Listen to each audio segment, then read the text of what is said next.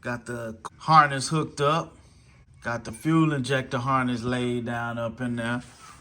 Throttle position sensor, auto air control, alternator. See how I got them cables running? Off of the manifold. Got them zip tied. Got the starter wire. Had to extend it and solder the wire right there. Crank position sensor wire. It hooks up right here. Knock sensor wire right here. Y'all see it right there. Cable management to make sure that they don't overheat. I got triple wire loom on them to protect them from the heat. Tied up against the block away from the header. Got all of that hooked up, YouTube. Guess what, YouTube? I'm satisfied, YouTube.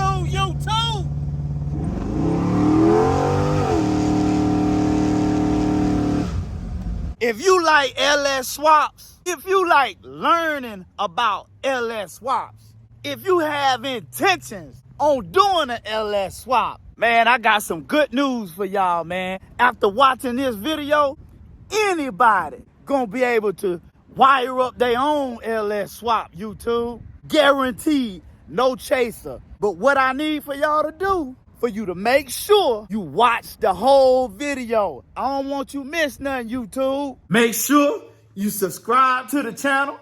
Make sure you turn your notification bell on. Make sure you drop me a comment in the comment section and say I'm riding with Chevys R Us, Tone.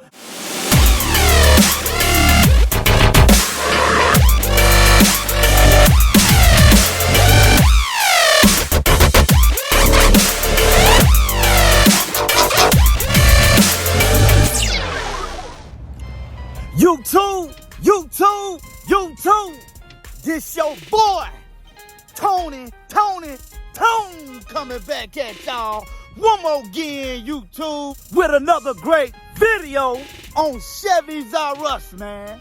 Y'all know what time it is, man. We ain't in the garage today, but we outside, we outside. You know what I'm saying? Look, let me ask you something. If you like LS swaps, if you like learning about LS swaps, if you have intentions on doing an LS swap, man, I got some good news for y'all, man. Especially if you one of them people that are scared of wiring. Hey, no sweat, YouTube. We gonna break this thing down. You know what I'm saying? It ain't that hard. You one of them people and you look in a box and you see all these wires and you see this computer and panic just set in. After watching this video, guess what? Anybody gonna be able to wire up their own LS swap, YouTube. I put money on that, man. Guaranteed, no chaser. You know what I'm saying? We gonna talk about it, we gonna break it down, and we gonna make sure you know exactly what you doing. You know exactly what you talking about, YouTube. But what I need for y'all to do, I need for you to make sure you watch the whole video. I don't want you miss nothing, YouTube. I want you to be able to wire up your own LS swap. If you one of them people that always have been scared of wiring, after watching this video, you're gonna be ready to wire up your own LS swap. I'm telling you. You know what I'm saying? It ain't hard. We gonna break it down, YouTube. Just stick with me, man. If you still got questions and you need answers after watching this video, man, make sure you check out some of the other LS swap easy wiring videos, man. Or make sure you join our Chevys R Us Go Live Wednesdays at 6 p.m. YouTube for questions. And we got answers for you to talk about with a whole community of people that like doing the same thing you doing, YouTube. So check it out, man. Hey, let's get right to it, YouTube. First thing first. All right, YouTube. Let's get it. First thing first, YouTube. I want to talk about the ways that you can wire up your LS swap engine. It's two main ways that you can do it. Number one, you can go to the junkyard and you can get a LS swap harness or you can grab a harness out of a particular vehicle out the junkyard and modify that harness to be a standalone harness and use that harness and that computer that you got out the junkyard to run your engine. But if you go that route, then what you'll have to do is you'll have to pay somebody to do the tune on the computer so that that computer will run your engine. You got to remove the security system off the computer. And if you got a cam and you got headers and you got a lot of extra stuff in your new LS build, you're going to definitely have to get somebody to tune it, because otherwise the engine is never going to run at its full potential. It may not even run at all, only because it has not been tuned. That particular route, I've never went that route. They make it easy for you nowadays. So what you need what's called a standalone engine management system.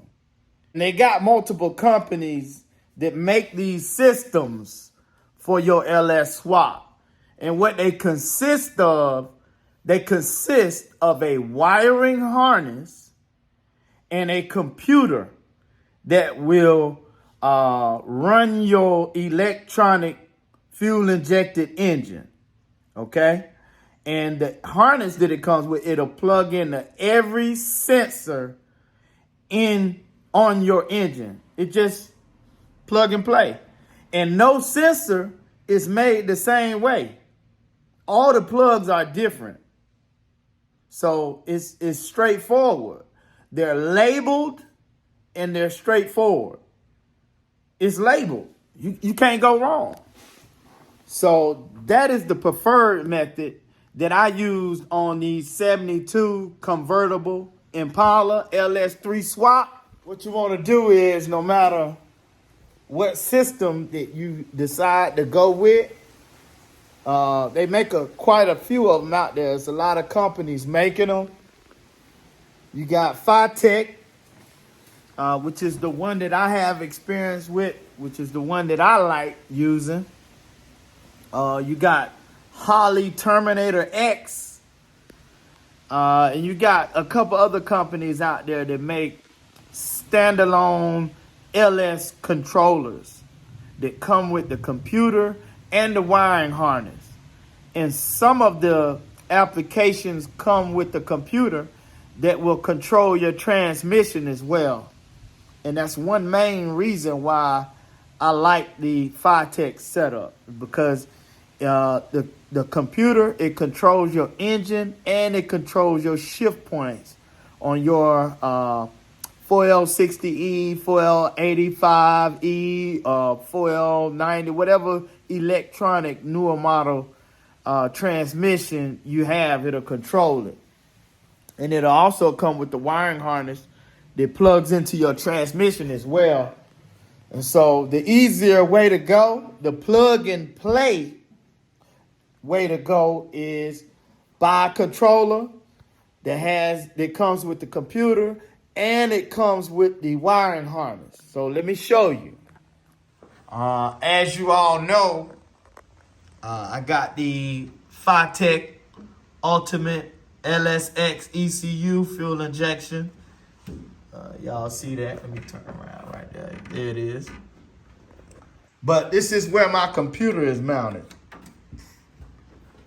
And so the first step into installing your LS swap wiring harness, whenever you get it, whatever brand or whatever company you determine to go with, the first thing you want to do is you want to establish where you want to mount your computer.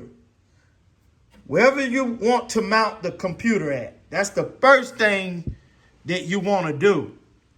And so I looked at the computer and I said, you know what? That computer will look good mounted right there on the fender. And, you know, I just have to run my cabling around. This is a good mounting spot for your computer.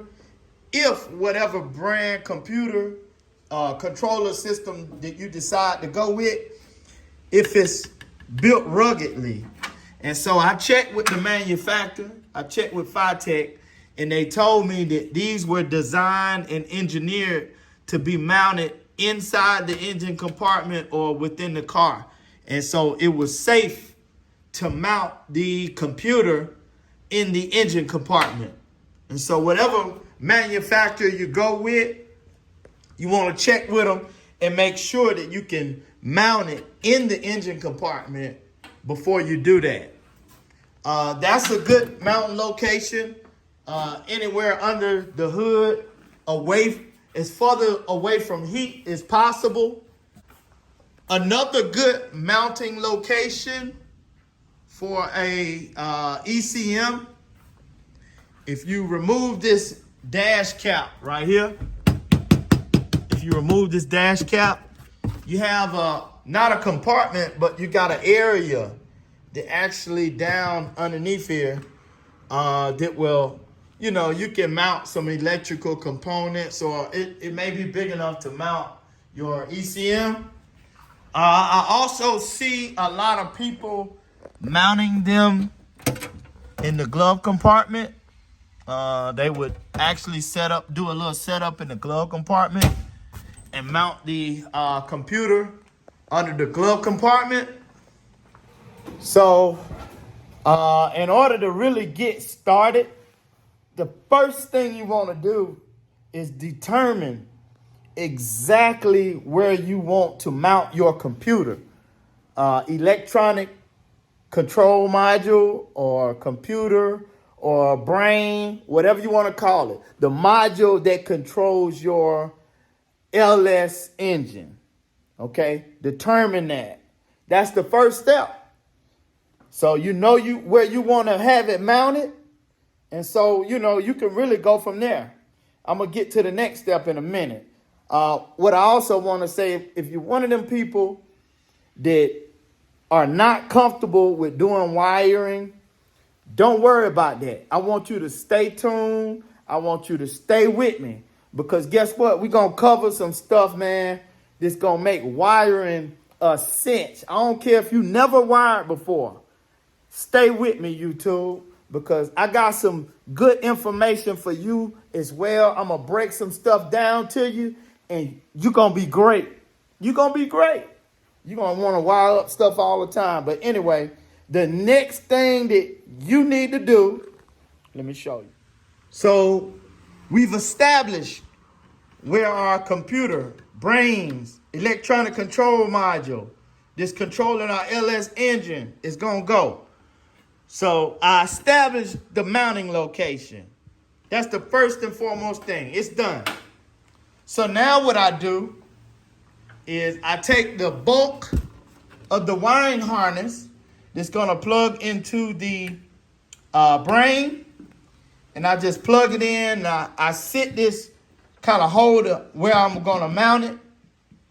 And what I did in my scenario is I held this here, and I had this cable. I had these two things to kind of strap this to that. So that's what I did. I held this right here, and then I said, well, this gonna be here. I plugged the harness in, and I held it right here, and I said, well, it's gonna be right here. And so I just pulled this back and zip tied it to this right here. I zip tied it, and then what I did is I just put one more zip tie right here, and I just let all the rest of the wires hang over the edge of the car, hang over on the windshield. I put all the other wires up there. Okay? So the second step is to tie your main wiring harness off. Tie it off. Don't tie it off with tape, because you want to make sure whatever you tie it off with, you want to make sure it's real loose. If you use zip ties, make sure it's real loose, because you're going to be going in and out of this main harness. Okay, so just tie it real loose. That way you can run wires through the zip ties and route them if you need to. So tie it off. That's the second thing you need to do. We got two things done. We established our mounting location of the computer. That's done. Okay? We plugged our main wiring harness into the computer, and we held the computer where it was going to be mounted, and we strapped the main wire harness down loosely with zip ties. We got that done. That's the second thing. The third thing that you need to do is we're going to start to route our cables where they go. And also, we are going to start to route all of our cables. Okay? We're going to route all of our cables. Now, on my particular application, I had 24 different connections, as you seen earlier.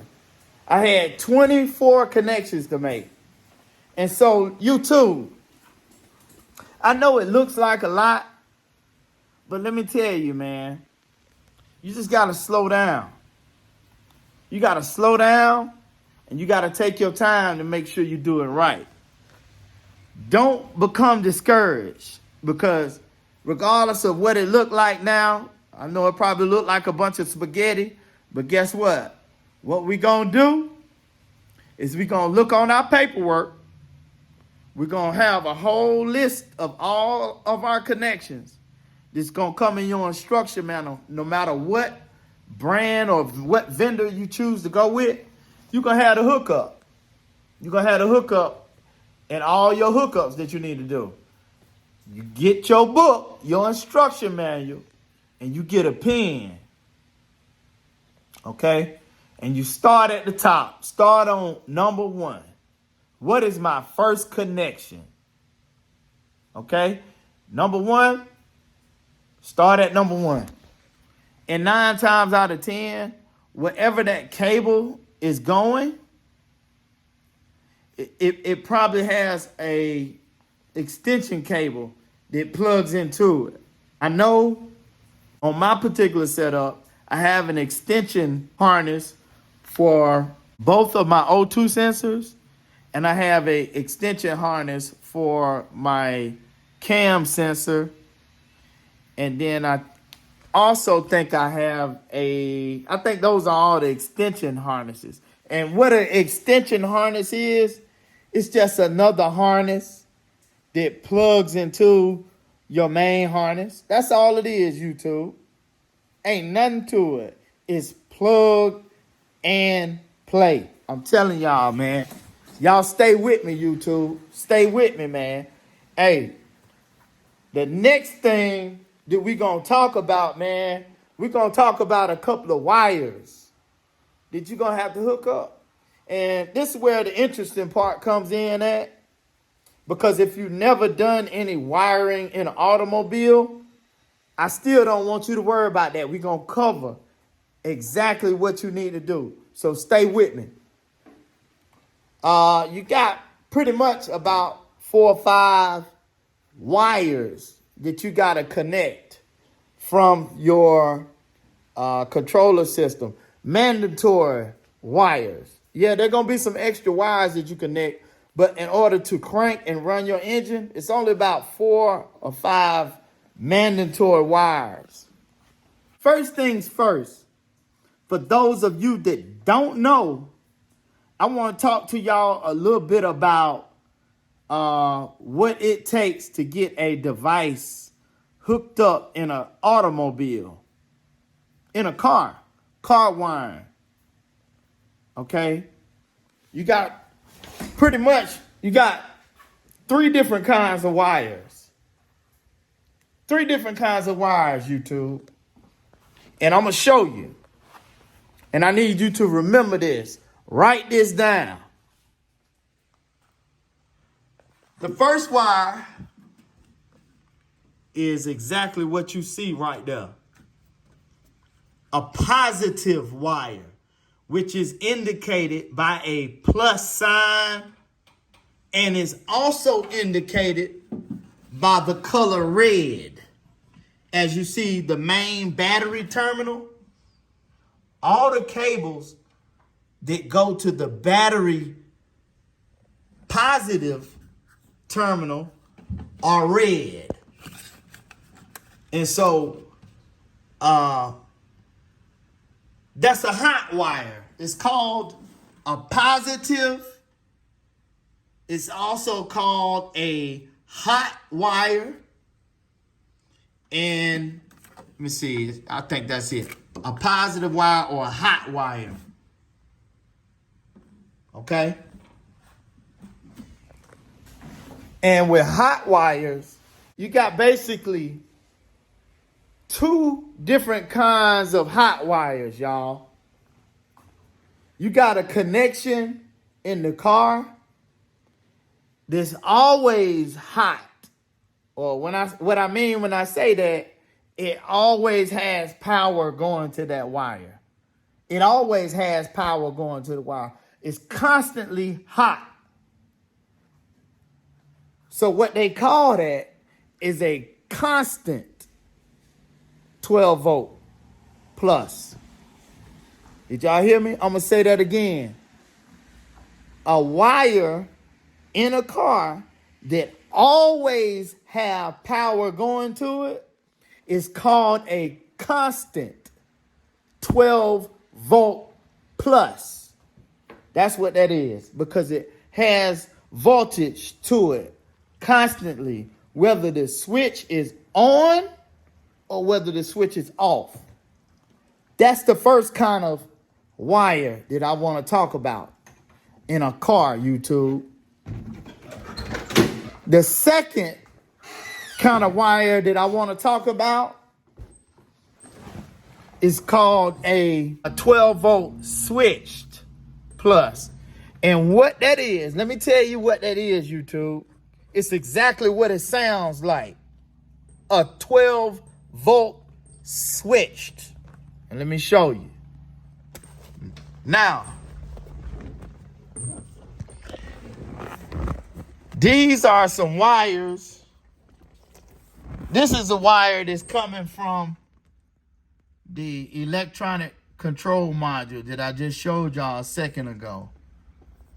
And what this is for the brake. And I think this is the it's the trans brake. Yeah, it's the trans brake. And I don't need this. But if this was a 12 volt switched wire, then it don't have 12 volts going to it. It don't have power to it right now. But YouTube, whenever I turn the switch on, then it'll have power. But anyway, YouTube, I was just using that yellow wire as an example. Okay? The only thing that a 12 volt switched wire does is it has power when the switch is turned on. That's it. The ignition switch, when you turn the switch on, then it has power. That's the second kind of wire I want to talk about. The third wire that I want to talk about is what's called a ground wire. A ground wire. Let me show you what it looks like. This is my battery. That's the positive terminal that we talked about just a minute ago. That is also indicated by a plus or the color red. And the other side of the battery is the ground side, which is also called a negative side. So you got the negative, which is the ground.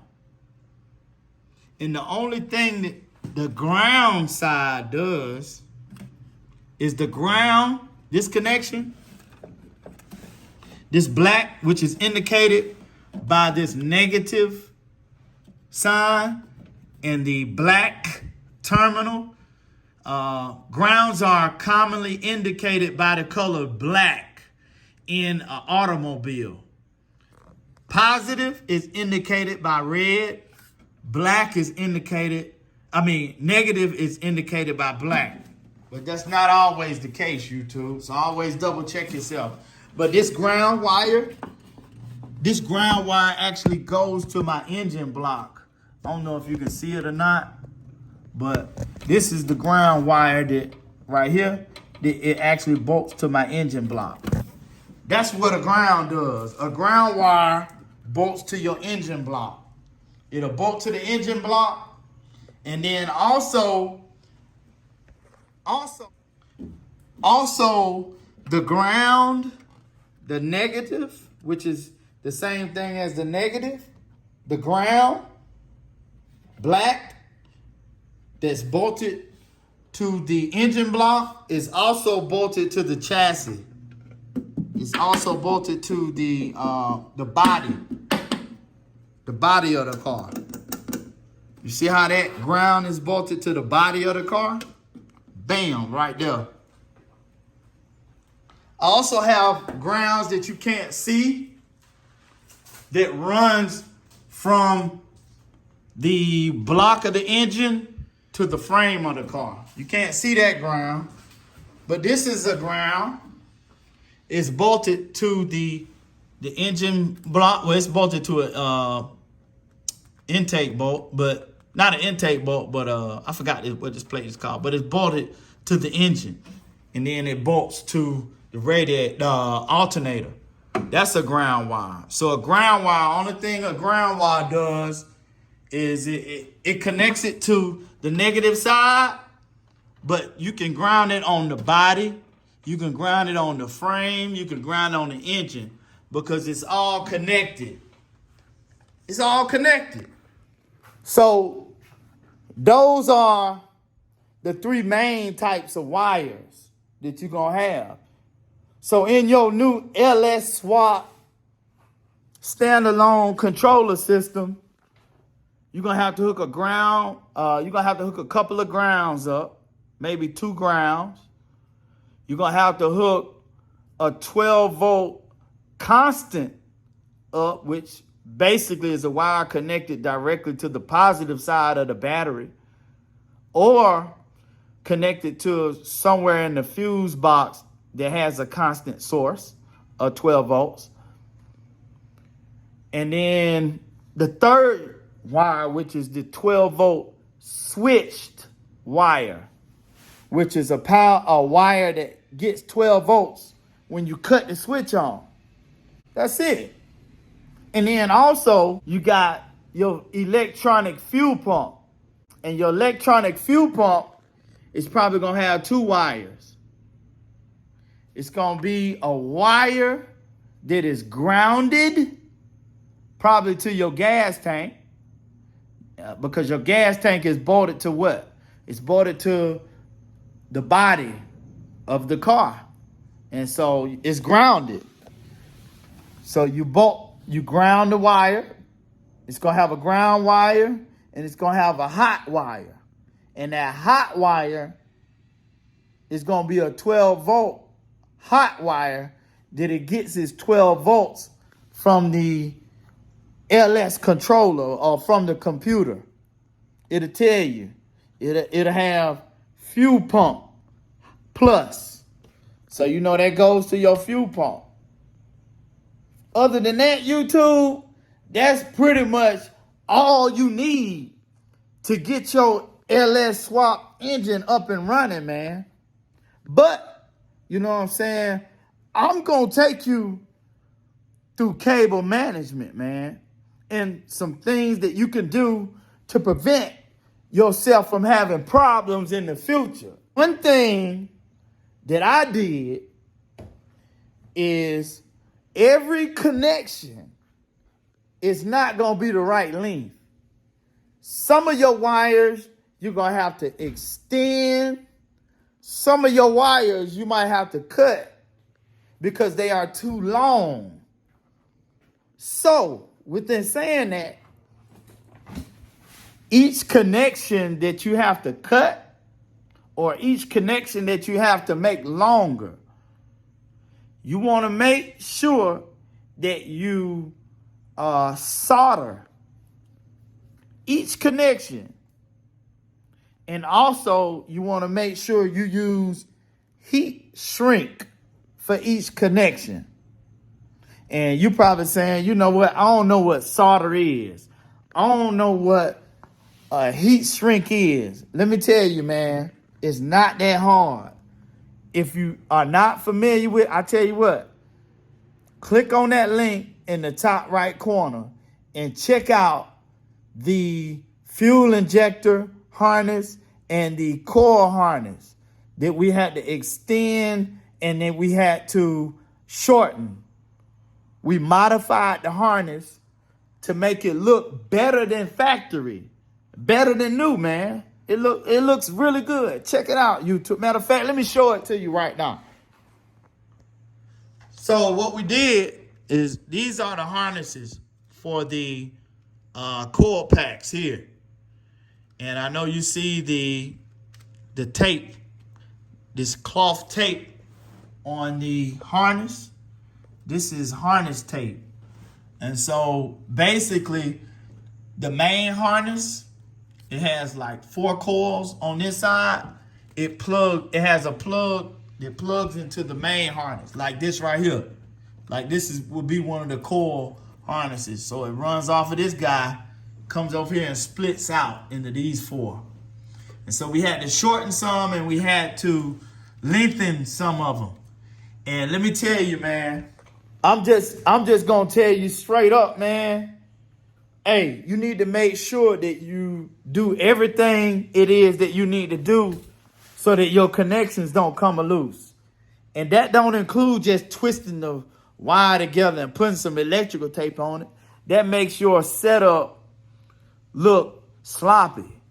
So if you got electrical tape around your connection, you don't want that. Be professional, make it look nice and clean, man. Use solder to make sure the connection never comes loose. You use heat shrink to protect the connection. And then you can even use double heat shrink on the connection. I use double heat shrink on a lot of my connections. And after that heat shrink, you want to, make sure the connection reaches where you need to go. You're not going to mount it permanently and zip tie it real tight. You're going to just do it loose because you're going to have other cables probably running the same way that connection is. Never tighten up the zip ties and the cable. Never do your cable management after doing 1 or 2 connections. The cable management is the absolute last thing that you want to do. But you need to make sure that your cables are the right length. While you running all your cables, while you shortening them and lengthening different cables. You know what I'm saying? Man, I really, really highly advise y'all to take a look at that video, man, in which I extended the wiring harnesses. It'll teach you how to solder, how to use heat shrink and what you need. You don't really need to go out and buy a whole bunch of tools, man, because I did my heat shrink. I did my soldering and my heat shrink with a lighter. Check that video out, YouTube. Next.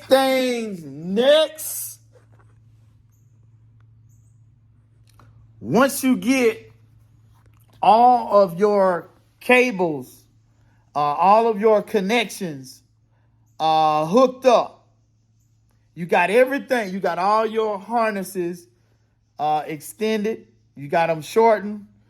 All your sensors are hooked up. All 24 connections in your application. You might have more. But anyway, everything on your list is hooked up. The next, you don't need to do any cable management. Don't do no cable management yet. You need to work on getting your car crunk and firing it up the first time and getting it running. Once you hear it run, once you semi-satisfied with it running, once you have all your cables that's gonna route inside of your car and you got everything ran under the hood, then at that point you can go ahead and start zipping up your cable management. And what I mean by when I say that, let me show y'all, YouTube. So before this looked all nice and neat and pretty, it didn't look like that, YouTube. And what I did is once I heard the engine run, once I was satisfied, once I had all my cables running inside the car, what I did is I just started at this point right here and I worked my way back. You have to start at the point that it plugs into the computer and start tying all your cable management up, zipping everything up. If you got other cables that need to run back here and you got to open up this, then you need to cut the wrap, open this up, stick the wires in there, keep it in the zip tie, because you know. And then what you do after you got started here, you just work your way back. You just work your way back. Just work your way back. Just work your way back. Trying to clean it up, wrapping it in this little wire loom. You know what I'm saying? Just if you gotta cut the tape, cut it, stick the wires back in it, and then eventually, after you got all the wires in, then you put the tape on it as the last thing. Because sometimes you'll go through situations where you already zipped it up and taped it up.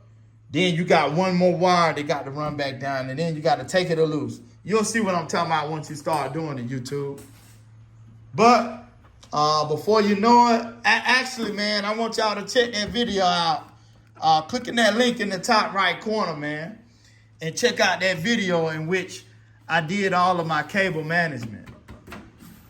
Another part of the cable management that you want to do is, I know y'all see how I got all these cables just routed in there, all nice and neat. You want to make sure that, like, this cable here is zip tied to right there. Y'all see that? It runs down here, and this is the camshaft sensor. And I just made sure that it was secure here, away from heat. It's away from any moving parts. And it's zip tied down. And it looks fairly neat. You just want to make sure majority of your connections are like that. This is another one here. One more thing that I want to talk about. I know you probably saying, I got hot wires, I got ground wires. How am I supposed to know if a connection is hot? Or how am I supposed to know if a black wire is a ground wire?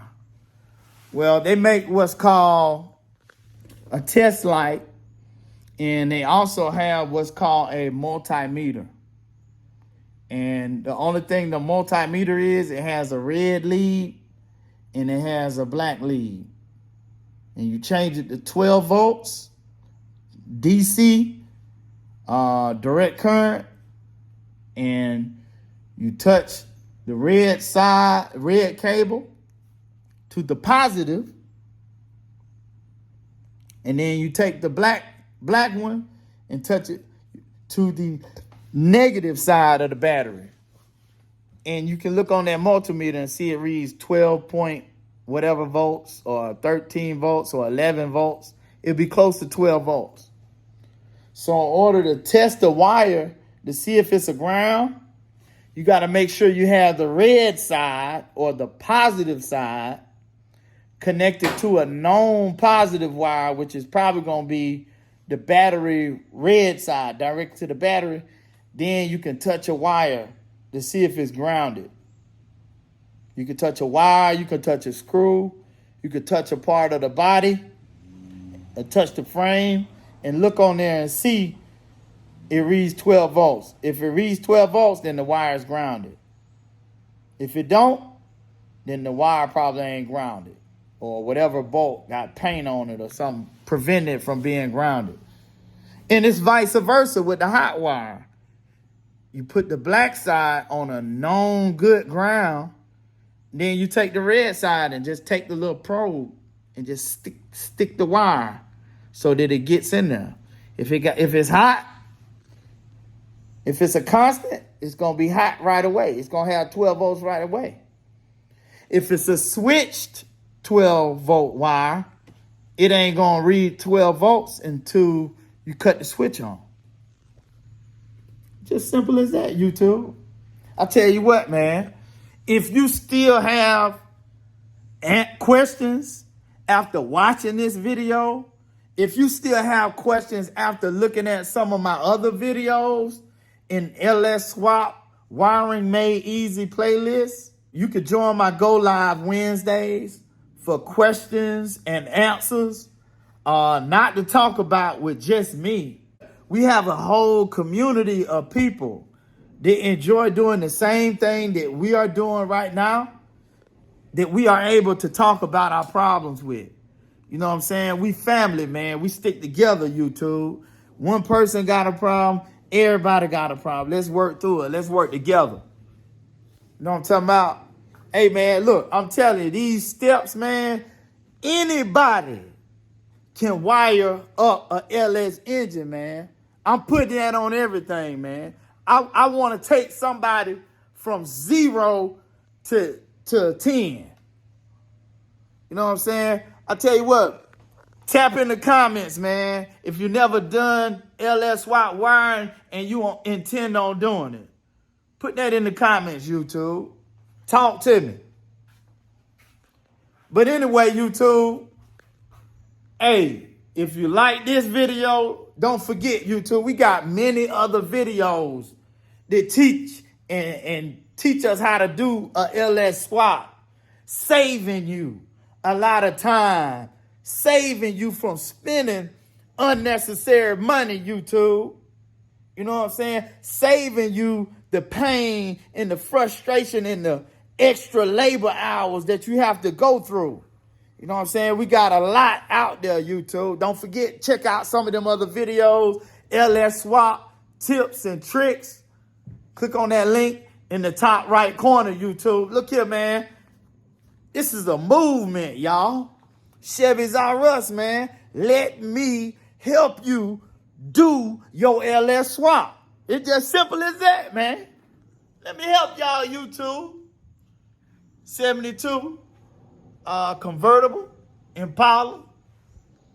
I'm telling you, look, I know you can do it. I know you can do it.